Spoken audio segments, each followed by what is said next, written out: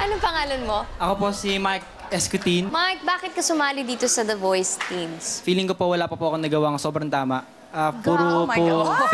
failures. Gusto ko pong i-prove sa sarili ko na magaling ako at something. At ngayon po na-prove ko na yun, lalo na napaikot yung dalawang coach.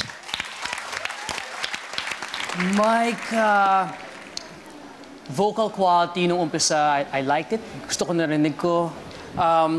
Yung nga lang, nung umabot ka ng chorus, ng crux, parang hindi umabot sa expectation ko. I wanted something more than that eh. Maganda naman yung tono mo. Maganda naman yung kulay ng boses mo. Thank you po. Congratulations, and you're in. Sinabi mo rin kanina na parang sumali ka dito sa The Voice Teens dahil feeling mo parang ito lang yung pinakatamang magagawa mo or desisyon mo sa buong buhay mo. Grabe ka naman, Mike! Bagets ka pa lang din. Alam mo yon, lahat naman tayo nagkakamali din sa buhay. Actually, dun nga tayo natututo, di ba? Siyempre, wala namang perpekto, no? Lalo sa edad nyo, hayaan mo kung maging coach mo, ay pagtatrabahuhan natin. I think kasi di ka pa nagkakaroon ng maraming pagkakataon. Opo. So, isa sa pinakatamang desisyon na nagawa mo ay ang pagsali mo dito sa The Voice Teens. There was something about you. I liked it.